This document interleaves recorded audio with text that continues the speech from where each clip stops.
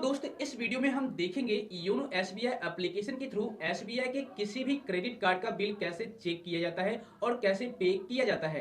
क्योंकि काफी सारे यूजर्स को अभी तक ये पता नहीं है कि आखिर में किस तरीके से हम अपने क्रेडिट कार्ड का बिल चेक करें और कैसे पे करें और कितना पे करना चाहिए जिससे कि मुझे फ्यूचर में प्रॉब्लम ना हो। तो दोस्त इस वीडियो को एंड तक देखना, क्योंकि इस वीडियो में मैं आपको बिल पे करने का और क्रेडिट कार्ड के बिल को चेक करने का कंप्लीट प्रोसेस बताने वाला हूँ।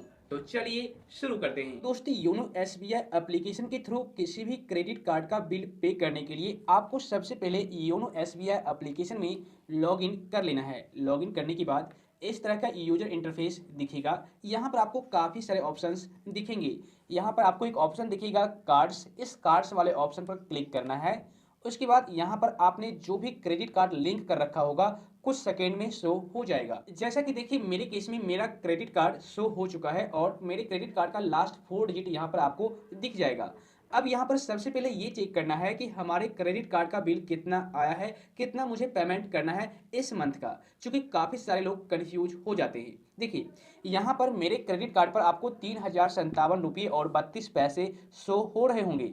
अब आपको ये समझ में आ रहा होगा या फिर आप लोग ये सोच रहे होंगे कि मुझे 3057 रुपये और 32 पैसे पे करना है क्रेडिट कार्ड को। जी बिल्कुल आपको पे करना है, आपको क्रेडिट कार्ड को देना है, क्योंकि आपने 3057 रुपये क्रेडिट कार्ड से स्पेंड किए हैं तो भाई आपको देना तो पड़ेगा। लेकिन कैसे, जबकि यहाँ पर देखिए आपको टोटल बिल निकला है 1109 रुपये, यानी कि आपको टोटल 1109 रुपये ही बिल जमा करना है और यहाँ पर आपको दिख रहा है 3057 रुपये। अब लोग कंफ्यूज हो जाते हैं कि आखिर में मुझे कौन सा पैसा जमा करना है, 3057 रुपये जमा करना है या फिर 1109 रुपये। तो दोस्त यहाँ पर मैं आपको थोड़ा सा आपका कंफ्यूजन दूर कर दूं।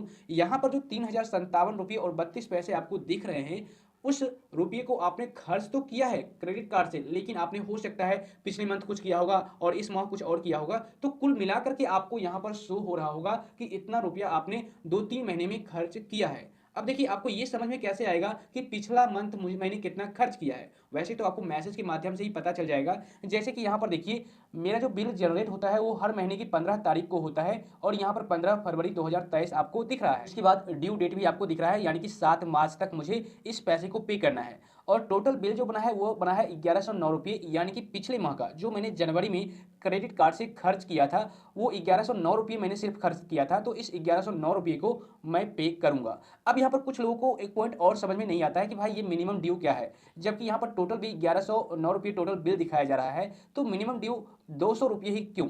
तो दोस्त यहाँ पर मैं आपको बता दूं, क्रेडिट कार्ड कंपनी का कहना यह है कि अगर आपके पास रुपया नहीं है, मान लो 1109 रुपया आपके पास नहीं है और आप किसी भी रीजन बस नहीं जमा कर पा रहे हैं, तो आप कम से कम 200 रुपया भी जमा कर सकते हैं। आप जमा कर दीजिए, ठीक है, उसके बाद आप अगले महीने जमा कर दीजिएगा, कोई दिक्कत नहीं है। लेकिन ये क्रेडिट कार्ड कंपनी का होशियारी है और आपकी बेवकूफ़ी है। वो इसलिए मैं कह रहा हूँ क्योंकि अगर आप सिर्फ 200 रुपये ही जमा करते हैं 1100 रुपये में, तो मान लो आपने 200 रुपये जमा किए और 900 रुपये आपके पिछले माह का बच गया, अगले माह आपको क्रेडिट कार्ड को 900 रुपये भी देना होगा। आज दीजिए कल दीजिए, यानी कि अगले माह या फिर उससे अगले माह दीजिए, आपको देना पड़ेगा ही, ठीक है ना। बट आपको पेनाल्टी पे करना पड़ेगा, यानी कि आपको अलग से इंटरेस्ट भी देना होगा, यानी कि 900 रुपया जो बचेगा ना उसका जो इंटरेस्ट बनेगा उसको ऐड करके आपको क्रेडिट कार्ड कंपनी को देना पड़ेगा। तो भाई आपके लिए क्रेडिट कार्ड दुश्मन भी बन सकता है, क्योंकि अगर आप पैसे टाइम पर पे नहीं करोगे या फिर कम पे करोगे तो उस पर 4-5% का ब्याज लगाया जाएगा और उसके बाद उस ब्याज को जोड़ करके मूलधन में तब आपको पैसे पे करना है। अदरवाइज अगर आपने क्रेडिट कार्ड का जो पैसा है 25 पैसा भी रख लिया अपने पास,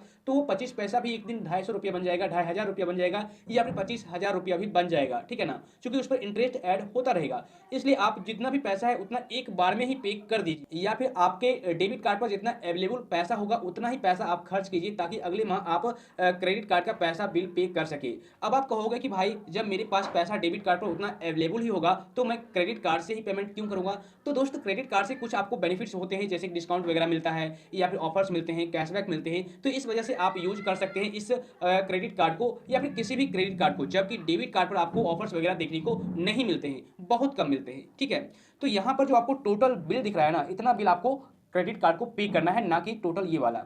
ओके, अब यहाँ पर 1109 रुपये इसमें आप घटा दीजिए, माइनस कर दीजिए, उसके बाद जो पैसा बचेगा ये पैसा आपको अगले माह के बिल में जमा करना है। जब आपका बिल जनरेट होगा 15 मार्च को, तब जमा करना है आपको, ठीक है ना। तो आप यहाँ पर सबसे पहले पे नाउ पर क्लिक कीजिए अगर आप पे करना चाहते हैं तो। यहाँ पर पे नाउ का ऑप्शन दिखेगा, इस पे नाउ वाले ऑप्शन पर आप क्लिक कर दीजिए। पे नाउ पर क्लिक करने के बाद नेक्स्ट पेज इस तरीके से आएगा। यहाँ पर भी आपको 3 ऑप्शन दिखेंगे। एक तो टोटल अमाउंट 1109 रुपये और मिनिमम अमाउंट 200 रुपये, और आप चाहते हैं नहीं मैं 100 रुपया ही जमा करूँ तो आप वो भी कर सकते हैं। इस पर क्लिक कीजिए और यहाँ पर आप अमाउंट डाल दीजिए, उसके बाद पे नाउ पर आप क्लिक कर दीजिए। लेकिन मैंने आपको पहले ही बता दिया है कि आपको टोटल अमाउंट एक बार में ही पे कर देना अच्छा होगा। तो आप यहाँ पर टोटल अमाउंट ड्यू पर क्लिक कर दीजिए, यानी कि इसको सेलेक्ट कर लीजिए। उसके बाद पे नाउ पर आप क्लिक कर दीजिए। क्लिक करने के बाद यहाँ पर आपको प्रोसीड का ऑप्शन दिखेगा, इस पर क्लिक कर देना है। उसके बाद एक ओटीपी आएगी, उस ओटीपी को इस बॉक्स में फिल कर देना है यहाँ पर। तो यहाँ पर मैं फिल कर देता हूँ। ओटीपी फिल करने के बाद यहाँ पर आपको सबमिट पर क्लिक कर देना है। तो जैसे ही आप सबमिट पर क्लिक करेंगे तो देखिए थोड़ा सा ये प्रोसेसिंग लिया जाएगा, और देखिए आपका जो 1109 रुपया है आपके अकाउंट से डेबिट हो चुके हैं और क्रेडिट कार्ड को पैसा जा चुका है। ठीक है ना, यहाँ पर पेमेंट सक्सेसफुल हो जाएगा कुछ इस तरीके से। देखिए अब आपने क्रेडिट कार्ड का जो पेमेंट है वो पे कर दिया है, बिल पे कर दिया है। ओके, अगर आपको चेक करना है तो वो भी आप चेक कर सकते हैं। यहाँ पर आपको माइनस दिखा दिया जाएगा टोटल बिल, और मिनिमम ड्यू भी खत्म हो जाएगा। उसके बाद आप व्यू ट्रांजैक्शन पर क्लिक करके आप इसका ट्रांजैक्शन भी चेक कर सकते हैं। ओके, थोड़ा देर में आपको ट्रांजैक्शन भी शो हो जाएगा। तो इस तरीके से आप क्रेडिट कार्ड का बिल योनो एसबीआई एप्लीकेशन के थ्रू जमा कर पाएंगे और बिल चेक भी कर पाएंगे। मुझे उम्मीद है अब आप लोग अच्छी तरह से समझ गए होंगे। इसके बावजूद भी अगर आपको किसी भी प्रकार का परेशानी है, डाउट है, कंफ्यूजन है, तो आप मुझे नीचे कमेंट कर दीजिएगा। तो आज बस इतना ही। तो मैं उम्मीद करता हूं दोस्त यह वीडियो आपके लिए काफी ज्यादा इन्फॉर्मेटिव हुई होगी। वीडियो अगर पसंद आई तो नीचे लाइक का बटन है, फटाफट क्लिक कर दीजिए और शेयर करना मत भूलिएगा।